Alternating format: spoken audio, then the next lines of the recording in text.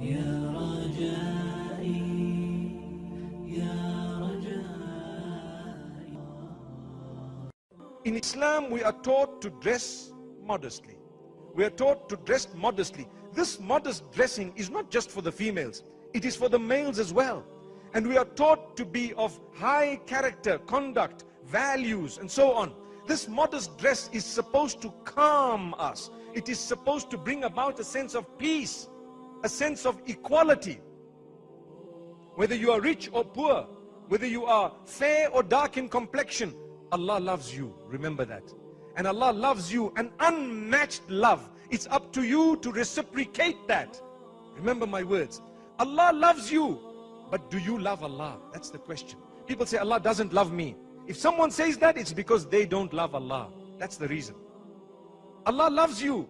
Do you love Allah? If the answer is yes, how can you give up your prayer? How can you start exposing yourself? I remember someone asked me a question, and I'm taking the liberty of answering it here because I think it's absolutely important.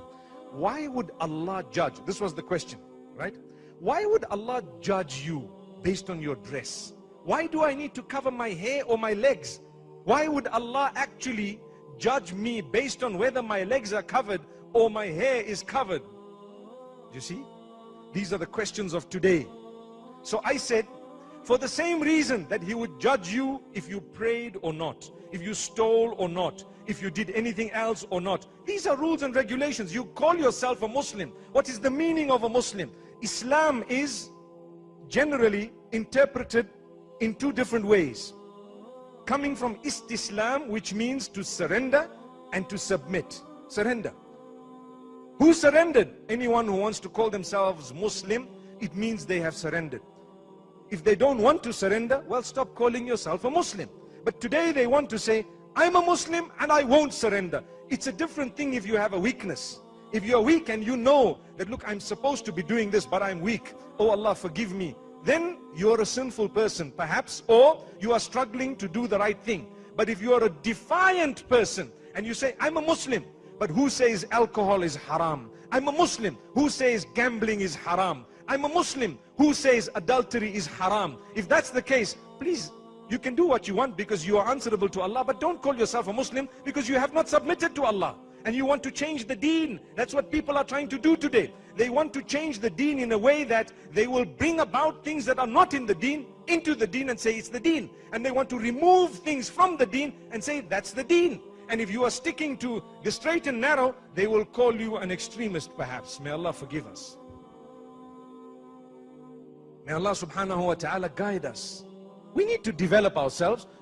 I cannot shove down your throat anything. I can only encourage you. And if you see me doing wrong, you can encourage me. And even if you don't see me doing something wrong, it's your duty to tell me, to encourage me, to remind me. Alhamdulillah. So people are doing things that are unacceptable and saying they are part of Islam. I was saying that there are two things. One is to submit, and two is peace. I'm sure we've all heard Islam means peace. You heard that? Islam means peace. And others will say Islam means to submit and surrender. The reality is it means both of them. You submit and surrender and you will achieve peace. No submission, no surrender, no achievement of peace. What does that mean? Allah's come with a recipe. He's given it to us through Muhammad sallallahu alayhi wa sallam. It's amazing, it's unique. It's something that is a gift of Allah subhanahu wa ta'ala. And what do? We know it, we read it, we hear it, but we couldn't really be bothered. And we're still searching for peace. We're still searching for peace. Subhanallah. The peace is there. Fulfill your prayer. Wallahi, I promise you, my brothers and sisters, and this is a challenge for myself and yourselves. I promise you and I challenge you, get up for Salatul Fajr early. Considering it an honor. Try it. Consider it an honor. Set your clock 4:30, for example. And you know Salah perhaps will only be at 5:15 in the masjid, or I don't need to read Salah up to just before sunrise. One might argue and they might say that. But the challenge is to get up early. Get up really early for the sake of your Maker. I love Him. I'm going to get up at 4:30 for Him. I love Him. I'm going to get up at 4:30. And you know what? He tells us the rules and regulations I have stipulated for you are actually for your benefit. I don't want from you anything. ما أريد منهم من رزق وما أريد أن يطعمون. I don't want from them any sustenance. I don't want anything from them, nor do I want them to feed me.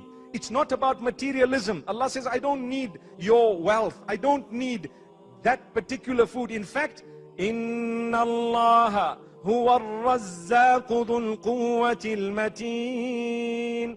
Allah says, indeed it is Allah who is the provider, the all-powerful. It is Allah who is the provider. He will provide for you. Develop a link with Him. Become friends with Him. Get close to Him. How? I will get up early for Salatul Fajr. I will make wudu. I will cleanse myself. And I will stand up in prayer, considering it an honor. Wallahi, I promise you, you will achieve peace in your heart for the rest of that day. Wallahi. Have we felt that? Have we felt it? I hear quite a few yeses, but we want to hear a few more yeses as well in the future. You get up for the sake of Allah. If you are ready to get up even before that and read Salatul Tahajjud, or at least make dua to Allah, pray, supplicate to Him at that time of the morning, you will achieve a lot of peace, a lot of comfort, even though you will have challenges. By the way, who on earth does not have challenges? Who does not have difficulties? We think that we're on earth and life is supposed to be rosy. No way. Even a rose has thorns. You know that? So if your life is supposed to be rosy, well, I might say, okay, it is. But these 2-3 things are just the thorns in the path. So what you have to do, make the most of the smell, the scent, mashallah, the rose, enjoy what it looks like. But once in a while you might be injured. There might be a little bit of blood here. What I mean is, things may not happen exactly the way you want it. Not everything can be smooth as you wish and as you want. Subhanallah. But what you do need to know is, life will be full of tests from the beginning to the end. And Allah says that you were created to be tested. That's all. So what happens in a test? You have questions that are difficult. They cannot be easy all the time. You have situations to resolve that will not be so easy. They will be difficult.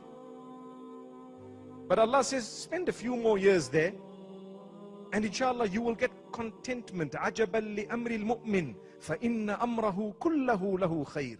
The Prophet ﷺ says, the affairs of a true believer are amazing. They are strange in a unique, beautiful, positive way. Why? Because when something good happens, then a believer is thankful. So it's better for that believer. And when something bad happens to them, they bear patience. They are still content. They surrender to the decree of Allah subhanahu wa ta'ala. So they are still happy. Many of us, we're not happy with the decree of Allah. Allah chose that you will have this. You say, no, I don't want it. Well, you're not going to be able to change it. That's Allah. If He gave you hair in a certain way, a face in a certain way, if He gave you a complexion in a certain way, that's His choice. You cannot say, I'm upset with Allah. Allah chose your parents for you. There is nothing you're going to be able to do about changing that. Zero. That's something, in fact, you cannot even change. اقرأ كتاب الله ترق جنانه وتنل عظيم الأجر والغفران رتله روي القلب من نفحاته كالماء يروي لهفة العطشان